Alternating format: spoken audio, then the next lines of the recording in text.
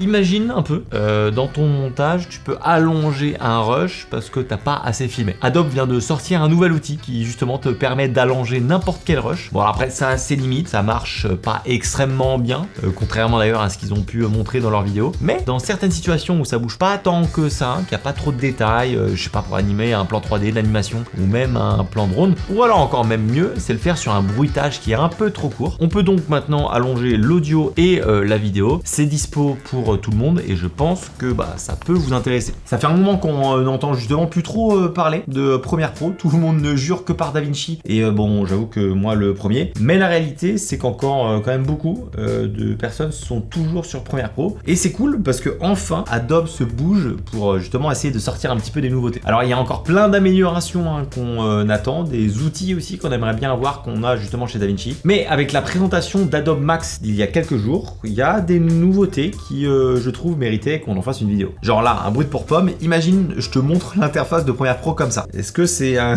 genre de truc qui te fait kiffer? Perso, je trouve ça un peu horrible / dégueu sur les bords, mais maintenant on a la possibilité de changer le thème de Premiere Pro, de passer entre un thème sombre, un peu plus sombre et sinon le thème clair qui peut faire un peu peur. Celle-ci on l'attendait pas, mais c'est là, donc écoute, tant mieux. Alors globalement sur cette nouvelle version, le design a quand même pas mal changé. On retrouve maintenant des bords un peu plus arrondis, les couleurs aussi ont un peu évolué et même la gestion des fenêtres a été un petit peu améliorée. En soi c'est pas grand chose, mais c'est pas plus mal parce que l'interface de Premiere est commencé un petit peu à faire vieillot, donc tant mieux qu'il y ait un petit peu de renouveau. D'ailleurs j'ai oublié de le préciser, mais tout est accessible sur la version bêta de Premiere Pro. Vous allez sur votre compte Creative Cloud et tout le monde peut le télécharger. Surtout ce qu'on va voir derrière avec la génération un petit peu de vidéos, ça peut être intéressant de le tester par vous-même. On va le voir justement après, mais dans la présentation ils ont annoncé une espèce de dinguerie révolutionnaire, mais en réalité comme pas mal de presse, on voit qu'ils ont un petit peu forcé les petits cocos. C'est pas aussi bien fait, mais il y a quand même, je vous le disais un peu, mais il y a des trucs sympas. Alors aussi très pratique je trouve, c'est qu'ils ont fait évoluer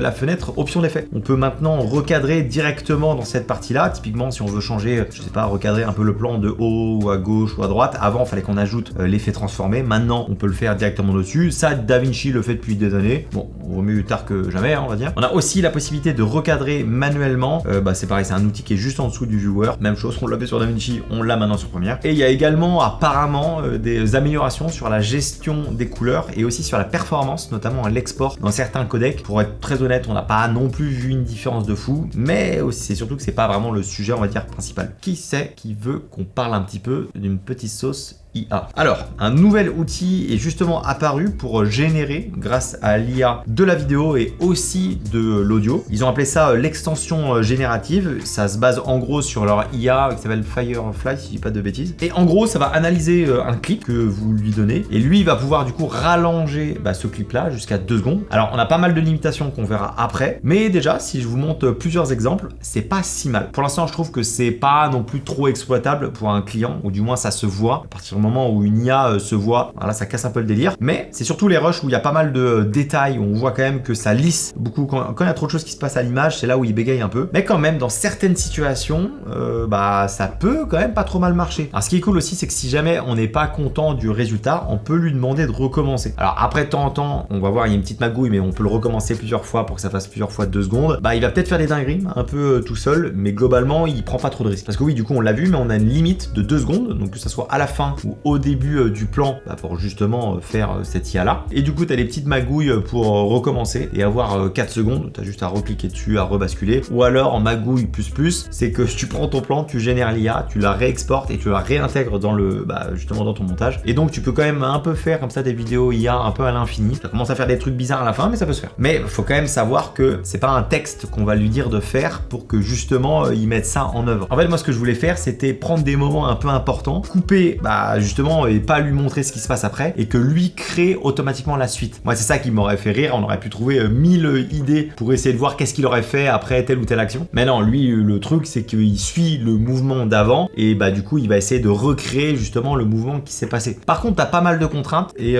ça j'avoue c'est assez relou. Alors déjà pour l'instant tu peux que faire de la résolution en maximum 1080p, c'est que de l'horizontale, donc t'as pas de vertical pour l'instant. Faut absolument que le rush soit en rec 709, donc pas de log ou de choses comme ça. ça. Alors après, tu peux faire ta colo sur ton log, l'exporter en Rec 709 et le réintégrer au montage, ça va marcher. Et dernière limitation, c'est que ça prend v'là le temps. À peu près pour 2 secondes, ça dépend entre guillemets de la puissance de votre ordi, mais nous sur l'ordi le plus puissant, là, le M2 Max qu'on a au bureau, ça met entre 1 minute et 2 minutes pour la génération. Donc bon, si tu fais ça toutes les 2 secondes, hein, tu vas faire pas mal de petites pauses. Donc pour l'instant, la vidéo, c'est pas incroyable. Ça marchote, mais c'est pas fou. À la différence de l'audio, qui peut être pas mal. Là, l'intérêt que ça peut avoir, c'est qu'on peut allonger, du coup, le SFX. On peut pas le faire sur les musiques. Hein. On a déjà un outil qui nous permet d'allonger une musique qui marche d'ailleurs extrêmement bien. Là, cet outil-là génératif, c'est uniquement pour du sound design. Et par contre, là, tu peux le faire jusqu'à 10 secondes. Donc ça peut être pratique si jamais, je sais pas, t'as un effet que t'aimes bien, mais qui dure pas assez longtemps pour ton plan. Boum, tu peux l'allonger. À savoir que ça marche pas non plus extrêmement bien quand il y a beaucoup de choses dans le son. Il va bugger et du coup, il va arrêter. Mais pour la plupart des SFX, ça marche quand même pas trop mal.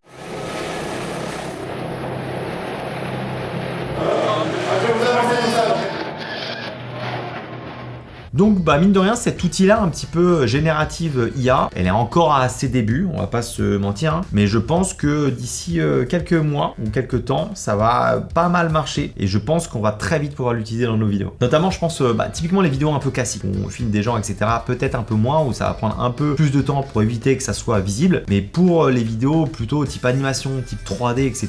Imaginez, vous avez passé des semaines à faire une anime et un client vous demande de rajouter une voix off, donc faut allonger l'animation, là vous pouvez le faire et ça marche très bien quoi. Je pense que c'est peut-être là-dessus on va voir des grosses évolutions et après ça arrivera on va dire sur des vidéos peut-être un peu plus réelles. Mais dans tous les cas j'ai un peu l'impression que Premiere Pro se réveille face à DaVinci, ce qui est on va dire bénéfique un peu pour tout le monde. Hâte de voir un peu ce qu'ils vont nous réserver sur les prochaines nouveautés. D'ailleurs dites-moi en commentaire vous ce que vous aimeriez bien avoir sur Premiere Pro. J'imagine que la liste peut être longue mais voilà peut-être qu'un jour tout ce qu'on peut avoir sur DaVinci on l'aura aussi sur Premiere. Bref j'espère que cette rapide vidéo sur ce que propose Premiere ça vous a plu et on se dit à la semaine prochaine dans une autre vidéo. La bise.